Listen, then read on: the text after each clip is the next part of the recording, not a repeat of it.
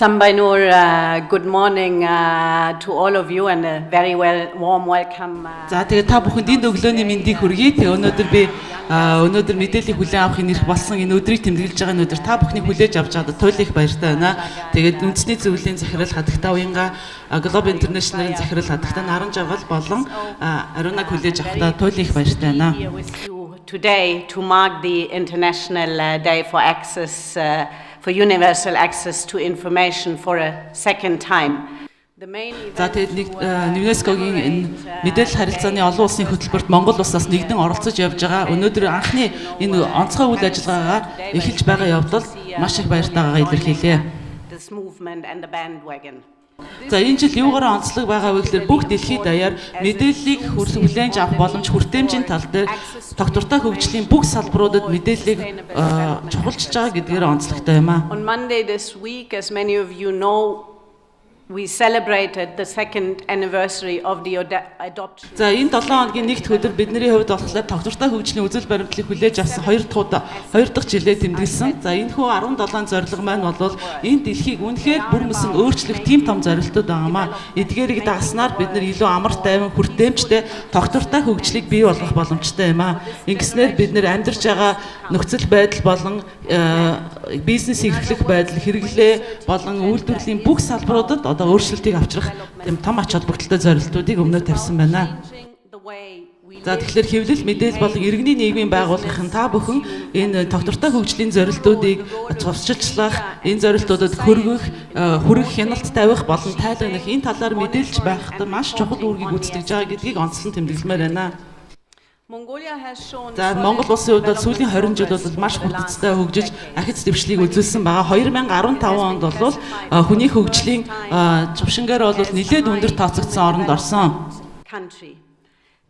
Up to 2014, progress had lifted 500,000 people out of poverty. За тэгэхээр 2014 онд Монгол улс ядуурлыг бууруулахдаа нэлээд өндөр түвшинд хүрсэн байсан боловч харамсалтай нь энэ оноос хойш үзүүлэлтүүд бол 26% таа байсан 37% болж нэмэгдэж энэ өсөлт маань төдийлөн тогтвортой байж чадахгүй байна гэсэн санаа зовнилыг бидний дунд бий болгож байна. 0.6% in 2016 as a result of Mongolia's economic slowdown. За тэгээд харамсалтай нь энэхүү хөгжил маань байгаль орчин сөрөг нөлөөг бий болгож исэн. Энэхүү нөлөө нь бас ядуу байгаа нийгмийн эмзэг бүлгийнхэнд хамгийн хор хуршигтайгаар тусч исэн юм аа. Now, access to information creates more socially and economically inclusive societies. За тэгэхээр мэдээллийн хүртэмж байна гэдэг бол тухайн улс оронд үнэхээр хөгжлийг авчрах том суурь болдог. Иргэд мэдээлэлтэй байснаар илүү хүчрэгч нь хоёрдугаар хөрөнгө оруулалтад бас энэ бол тухайн улс орны талаар шууд очоод байгаль орчинд нээлттэй байдлаар ажиллах өөр боломжийг нээж өгдөг. Тийм учраас мэдээлэл бол хөгжлийн маш чухал суурь юм аа. Information is readily available and accessible and where media freedom is respected.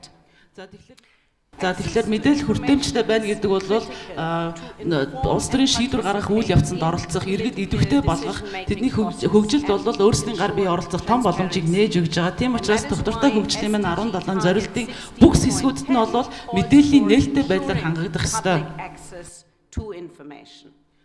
At the UN, we appreciate Mongolia's efforts to ensuring that the rights. За тэгэхээр нэгдсэн үндэсний байгууллагын хувьд Монгол улс өөрсдийнхөө хууль эрх зүйн орчинд мэдээллийн нээлттэй байдал хүртээмжийн тал дээр эрхүүдийг хамгаалж өгсөн явдал бол маш их туйлын таатай байдаг. Цаашид бас энэ хөгжлийг урлан илүү гүнзгийрүүлэн хөгжүүлэхийн тулд мэдээллийн эрхчлөө, илэрхийлэх эрхчлөө, мэдээллийн нээлттэй ил тод байдал бол маш чухал гэж үзэж байна. The independence of its free and diverse media will be critical for the continued deepening of democracy in Mongolia.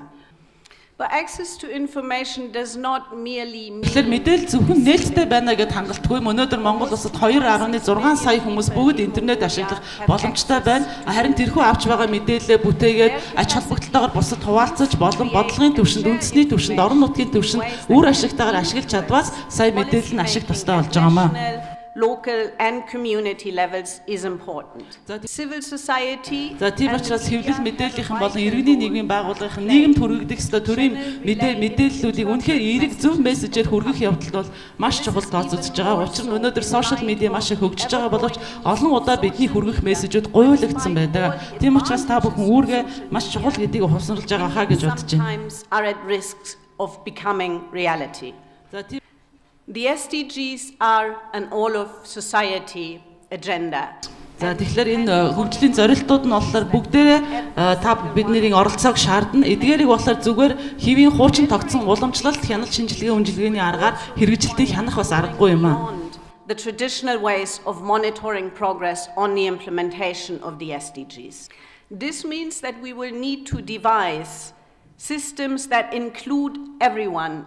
За тийм учраас цаашид яг ёстой бол хууль эрх зүйн хувьд үнэхээр мэдээллийг улсын чухал том ач холбогдолтой мэдээллийг иргэдэд үнэхээр нээлттэй болох бүх мэдээллийн сурвалжуудаас мэдээллийг хангуулах энэ хүртээмж бол маш чухал. Гэвч нөгөө талаар хувийн мэдээллийн нууцлыг хадгалах болон энэ хоёр балансыг бас хадгалах ёстой юм аа. Type of information, this data, while keeping in mind personal data privacy and protection considerations will need to be further defined and developed in Mongolia. За тэгэхээр энэ жил бид нэр зохион байгуулж байгаа энэ мэдээлэл харилцааны олон улсын үйл ажиллагааны хөтөлбөрийн хувьд бол маш чухал зүйл мэдээллийн хүртэмж. Энэ бүх зорилтуудын маань цаана тавьсан гол хүч нь мэдээлэл болж байгаа гэдгийг та бүхэн ойлгож байгаа хаа. I very much look forward to you. За тэгэхээр Монгол улсын хөгжлийг хүртээмжтэй хүн болгоны хувьд эрхтгч болохын тулд мэдээллийнхэн иргэний нийгмийн байгууллагын болон олон манлайлагчид маань болохоор ямар үзэл бодолтой байна вэ гэдгийг өнөөдөр сонсоход надад маш их сонирхлыг минь татаж байна. Монгол улсад байх нэгдсэн үндэсний байгууллагын хувьд та бүгдийн бүх оролцогч талуудыг дэмжин ажиллах болно. Та бүхнийг анхаарал тавьсан явдал маш их баярлалаа. Thank you very much for your attention. Бэата.